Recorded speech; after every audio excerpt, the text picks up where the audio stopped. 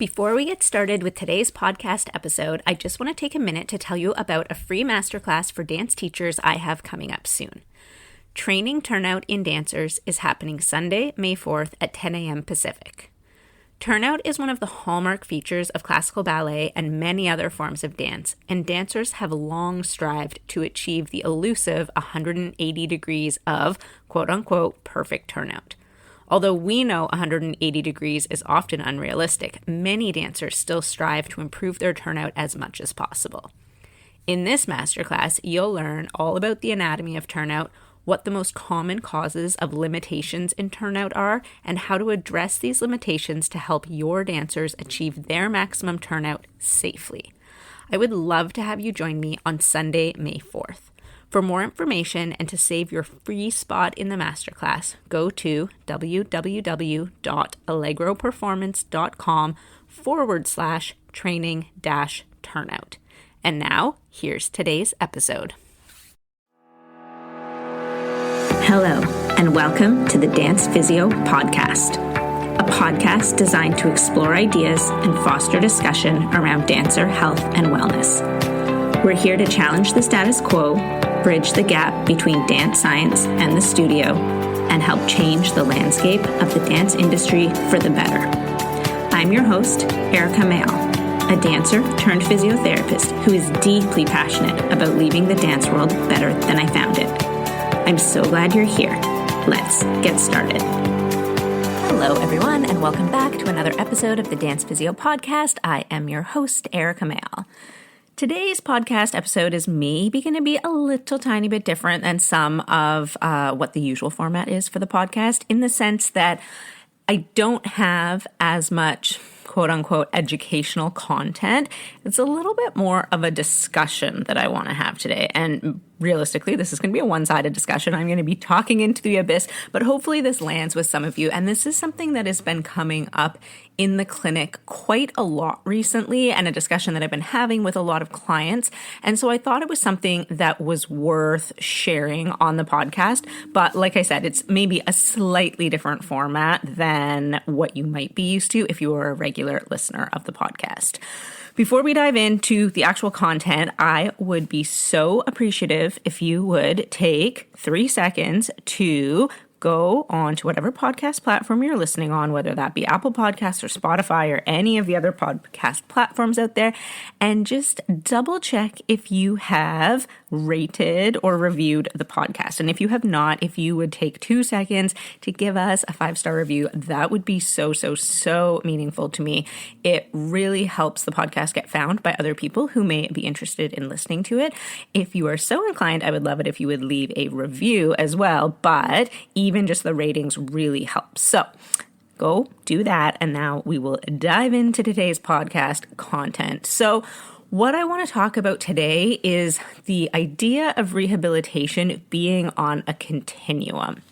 And what I mean by that is it's something that goes through phases and sort of like ebbs and flows over time. And like I said, this is a conversation we've been having in the clinic quite a lot, because especially with younger dancers, and this is no fault of their own, I think it's just their experiences in the world, a lot of people assume that if they have an injury, as soon as the pain resolves, that rehabilitation is complete and they are completely fine and can go back to doing everything 100% and they're never going to have any issues again. And the reality is that when their pain decreases or when pain goes away, that might only be somewhere in the middle of a healing continuum. That might not actually be the end point. And I think we oftentimes associate pain, or maybe not associate, we correlate pain with the level of healing that is happening in the body. And that is oftentimes not the case. So pain is a sort of alarm bell, or it is a sensory signal. It gives our body information about what's going on, but it does not correlate at all to the level of, let's say, damage or weakness or injury that is potentially happening in the tissues in our body. And we know from lots of different studies that have looked at people who have no pain whatsoever, and then they do imaging studies and they find that people have bulging discs in their back or torn rotator cuffs or all of these injuries that show up on imaging, but these people are completely asymptomatic. They're living their life. They're not having any problem. And conversely, we have people who have high amounts of pain and, we on imaging or on assessment functionally or structurally don't often or can not find things wrong with them. So we know that pain is like a signal from our nervous system, and so it does not correspond to what is potentially going on in the body. So when we think about that in the context of rehabilitation, pain is not always a really good measure or marker of where things are at. And like I said, this podcast topic was a little bit inspired by a lot of conversations we've been having in the clinic lately, but also there was a social media post that popped up sometime earlier this week, and I, for the life of me, cannot find it again, and I don't even know whose account it was. I think it was like somebody I follow shared it on their stories or something, but it was this idea that in rehabilitation, you're essentially calming things down to then build them back up. And so again, it's that idea of like this continuum, and at the beginning of an injury, and if it's an acute injury and there's inflammation and pain and irritation and all of that stuff going on, the first part of rehab is really focused on calming all of that stuff down. And that's often where people then think the process finishes. So we do the calming down part. People are like, great, my pain's gone away. It feels better. I'm good to go. I'm going back to dance or whatever other activity it is. When in reality, that's like, somewhere still probably at the beginning of this continuum. And really the next part is the building back up. So we need to build up the strength. We need to build up the resilience and the capacity within whatever tissue it was that's injured to be able to get back to pre-injury levels or be able to perform at the levels that we are asking that area to perform at. We know, and I think I've talked about this on the podcast before, we know that the number one predictor of injury is simply having had a previous injury. And that holds true for various body parts in the area. So that's not that having a previous ankle sprain is a predictor for a future ankle sprain. That means that, for example, having a previous ankle sprain is a predictor for having any injury in the future, whether that be a hip injury, a low back injury, whatever it is. And one of the reasons for that, I am sure, is that people do not necessarily complete the rehabilitation continuum. So you sprain your ankle, and again, I think I've talked about this on maybe even the podcast episode about ankle sprains, but you sprain your ankle and the calming down part of rehabilitation goes really well, maybe even go to physio, everything's good, pain goes away, you're like, okay, I'm good to go, I'm going to go back to dance. But in reality, maybe your strength hasn't returned to full capacity. Maybe the proprioception, that's the balance ability within the joints, that often has not fully recovered with especially ankle sprains. That's one of the things we often really have to work at rehab. Those things are maybe not back to 100%, but people don't have pain. And so they're like, okay, I'm good to go. I'm going back to whatever activity I'm doing. But those weaknesses or lack of proprioception or whatever it is eventually are going to have other repercussions. Eventually, other parts of your body may start to compensate for that. Maybe you start over-relying on, I don't know, I'm just like pulling things, but like your hip flexor or something. And so later on down the road, whether that be a few months later or half a year later or maybe a year later, all of a sudden you're like, oh, I've started to develop this like low back pain out of nowhere. I have no idea what's going on, why it's come on. And when we kind of dig down and really like dig into things and assess things, it becomes really apparent that potentially maybe it was related to that previous injury because it was never fully rehabilitated. So like I said, just because our pain decreases or we calm things down after the acute phase of an injury does not mean that rehab is finished. We often need to work on the building things back up phase of rehabilitation. And to be quite honest, this is usually the bulk of rehabilitation. This is the part of rehabilitation that usually takes a lot longer. The difference with this is that the frequency of treatments or like appointments that somebody needs to come to are usually much less. So if somebody, and I always use ankle sprains as an injury or as an example in this podcast because it's just such an easy thing that everyone's familiar with, but let's use a hamstring strain today because I feel like that's also an injury that people are familiar with. So let's say somebody strains their hamstring. So they go to drop into the splits and they pull their hamstring and strain their hamstring. At the beginning, you might be having more frequent appointments in terms of physiotherapy or whatever other rehabilitation you are participating in. Because we are in the acute phase, we have these acute inflammatory reactions, there's more we can sort of like quote unquote do from a rehab perspective. We may be seeing people more frequently for the first few weeks. But once we get out of that acute phase, once we have, calmed things down, when we get back into the stage of building things back up, oftentimes we don't need to see people as frequently. This is really the building strength, building capacity, building strength under tension in the case of a hamstring. So we need to have that ability for the muscle to eccentrically load with control, things like that. And a lot of that is things that dancers are doing on their own as what we call homework or like exercises that we are giving them.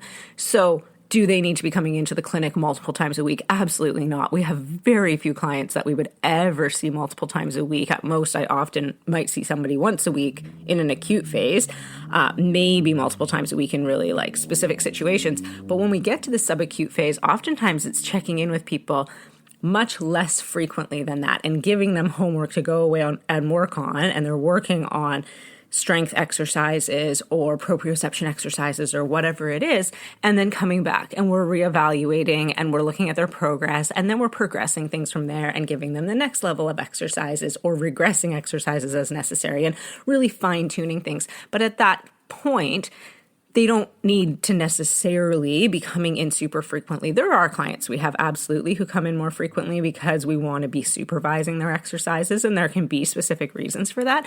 But for the most part, dancers are quite independent in rehab exercises and will do them, at home or potentially at the studio or wherever they are, and most of the time don't need to be directly supervised to complete those. So all of that to sort of say that in those phases, that kind of second half of that continuum or the building back up phase of the rehab continuum is the part that takes longer. And this is where I think people's expectations are maybe not always super realistic, because I think people think, I had this injury, it's going to be better in 2 weeks. And the calming things down phase, or like, getting to the point where it's not painful and you can function, that might take that amount of time. But the building things back up and building back that previous capacity or even exceeding that capacity, and I'll talk about that in a second, that will take longer. And so just setting those expectations. And a lot of times dancers are back at dance during this phase as well, and potentially with some modifications or things like that. But this is usually a more longer term thing. And so we might be looking at, like, rather than gauging things in weeks, it might be gauging things in months. And so having that expectation that this is a longer term process really makes a difference, because I think a lot of people think, this injury is going to be really short term, or it's only going to take a few weeks to heal, or things like that can be hard for dancers to wrap their head around when it is a bit of a longer process in terms of how long it takes to build things back up. So hopefully that all makes sense to you. I also just want to talk about the idea, so I kind of alluded to it there for half a second, of dance. So dancers being back at dance during this phase of like the rehabilitation continuum. And I truly, truly believe that dance is one of the best activities that somebody can participate in from a return to play standpoint. And so in the field of sports, we call it return to play, which would be like the gradual return of an athlete going back and being able to play in games and things like that. And so in dance, we could call it a return to dance. And the reason I think dance is such an amazing activity from this perspective is that because it is artistic in nature, we can adapt it much more easily than you can other activities. So if we think about other sports, and it doesn't matter what sport it is, but if we take any running-based sport, so whether it's soccer or football or anything where there's running involved, if somebody isn't able to run at full capacity, so say they haven't been able to get to top speeds, they can't sprint, they can't accelerate, they can't decelerate, like they're not at that phase of their rehab, they can't return to play. There's not modifications available in the vast majority of sports where they're like, okay, well, you can come on the field and you're just going to walk and we'll pass you the ball walking and then we'll run and like, that just doesn't happen. You either are fit to return or you're not fit to return.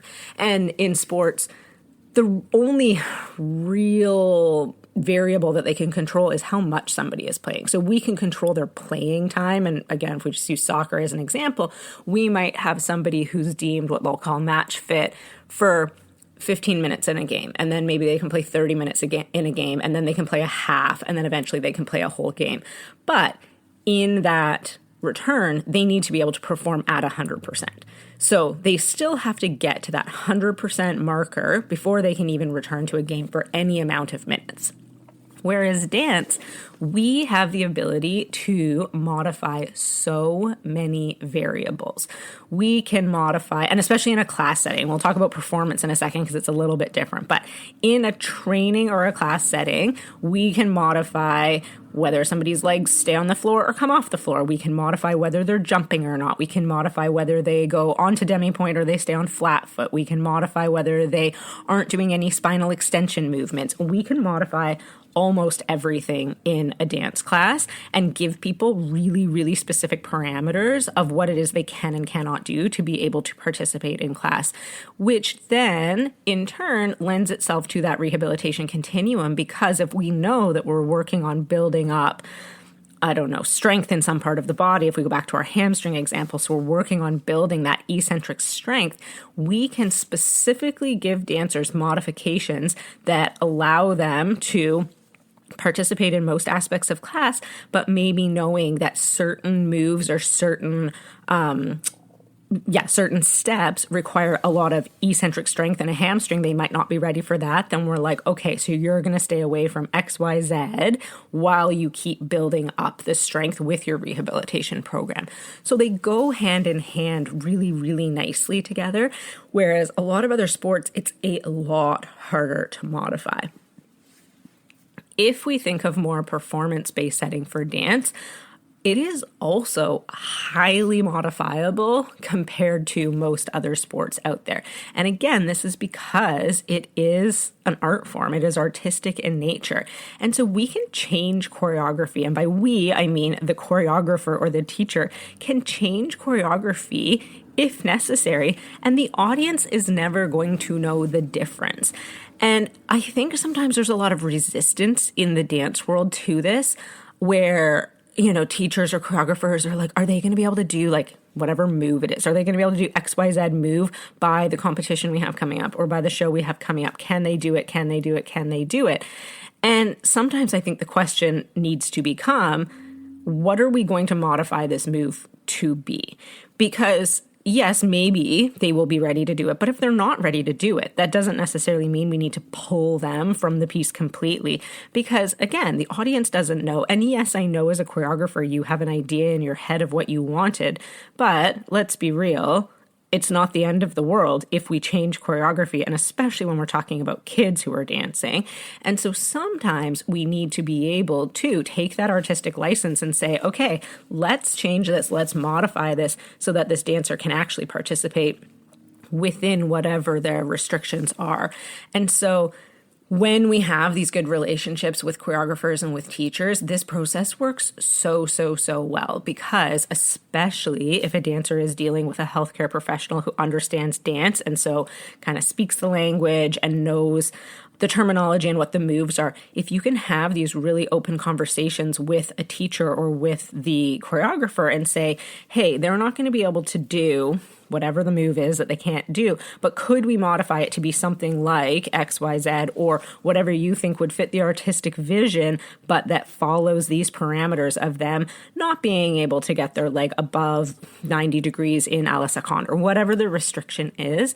We can have these really fabulous collaborations that make it possible for dancers to participate essentially fully in what they're doing. Yes, I realize there's still restrictions, but when we modify the choreography, then it's not up to the dancer to be the one to say, oh, I can't participate in this. It's up to us to say, okay, this is what you can participate in, and now you're doing it fully to your ability.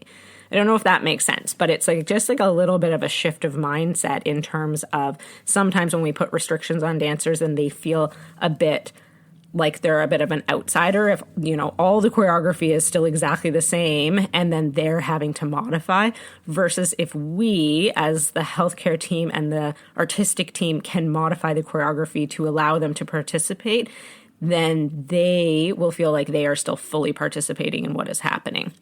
So just some food for thought in terms of why I think dance is one of the absolute best activities when somebody is rehabilitating from an injury, because there's so much modification that can happen within that, within the activity without them having to kind of like sit out entirely. It does require a little bit of openness for people to be able to modify and adapt things. But like I said, I think it's so easily modifiable. So we should embrace that and sort of celebrate that, because not every sport has that ability. If you're an athlete in another sport, sometimes it really is a matter of being able to participate or not being able to participate. All right, last thing I want to talk about in this episode of the podcast is just this idea, and I alluded to it earlier, in terms of building back stronger. And I think that as much as nobody ever wants to get injured, I have seen time and time again dancers who have had an injury and have had a setback who've taken it and used it as an opportunity to actually build back stronger and enhance their dancing and go and fine-tune areas that maybe they were neglecting before, or being able to focus on things that might have been weaknesses that they didn't even realize were weaknesses, or things like that. So I'm not necessarily everything happens for a reason type person. I think sometimes things happen in life that are just unfortunate and there is no reason, and you know, it's not necessarily the world trying to teach you a lesson or things like that. So I don't always subscribe to that everything happens for a reason opinion. But I do think that when things happen, yes, absolutely, if you have an injury, it is 100% fine to be mad and sad and frustrated and all of those emotions and feelings that go with it. But then also, I think once we work through those emotions, we can use it as an opportunity to build back stronger. And this is where, again, we kind of look at this rehabilitation continuum of, okay, we really want to focus on the building things back up part of that continuum. And this can be an opportunity to build back to an even better place than you were previously. And oftentimes when we are evaluating people, we will find maybe some strength imbalances or some limitations that might have been there previous to the injury. And some of the time they might be contributors to the injury. Some of the time they're just completely, incidental findings, like not related at all. But when we identify those, rehabilitation time gives us a really great opportunity to work on addressing some of those things. So maybe it is like mobility restrictions, or maybe it's strength deficits or things like that, but it gives dancers a focused time and can give them like a focused program to really build on these things. And we've had so many dancers, like I said, who have injured themselves and, have had to miss out on some stuff and sit out, but have really used their time so productively. And when they do return back to dance and return back to the studio, I often get messages from teachers being like, wow, they look great. They're so strong. And, this is much better than it was previously. And so there are opportunities to use this time, this rehabilitation time, to build back stronger if we complete the rehabilitation process. And again, like I said, that means not necessarily stopping as soon as the pain is gone, because maybe there are still deficits that are showing themselves or that are apparent, and we need to address those to help that dancer build back to their full or previous capacity. So I think I'm going to stop there. Hopefully that all made sense to you guys. Like I said, I just wanted to address that idea because it is a conversation that has just been coming up time and time again recently in terms of people saying, oh, my pain's gone, I'm totally fine to dance, when in reality, there are still deficits that we are noticing. So yes, pain gone is great. You are likely fine to return to many aspects of dance, but that doesn't mean that rehab also stops. That often means that we continue that rehab in conjunction. And I guess the final thing I will say is it's a really, really blurred line between when rehab finally kind of quote unquote finishes and when we transition just into strength training. And honestly, a good rehab program, you often can't tell the difference between those two things. And so we know with dancers that we want to be doing cross training and strength training in order to be able to perform at our highest level. And at some point, whatever you were doing rehabilitation wise starts to look kind of the same as just a strength training program that you can perform in addition to your dance training. So there's not a definitive like, okay, you're 100% finished rehab, now you're starting strength training. It will look like a really slow, gradual transition. So with rehab exercises, they often start out being very specific, often isolating a lot of specific muscles. Sometimes they're really boring, not going to lie. And as things improve and as we're building load and as we're building capacity, we start to make movements more complex. We start to do multiple muscle groups until we're moving into what we would deem more functional movements, which are going to look a lot like strength training movements. So maybe it's looking a lot more like regular squats and lunges and deadlifts and all of that type of stuff. So it is a continuum, and a good rehab program will transition from rehab-y type exercises immediately into a strength program that could become a strength training program that a dancer will continue to participate in. So that is my final thought on that. I will now actually wrap up the podcast episode, but I hope you found that helpful just when it comes to understanding a little bit more about what rehabilitation actually looks like and what that continuum actually looks like. If you have any questions or want any clarification, please reach out to me. You can reach me at Dance Physio Erika on all the social media platforms, or send me an email. My email is in the show notes. And once again, thank you so much for listening, and I hope you have a great rest of your day.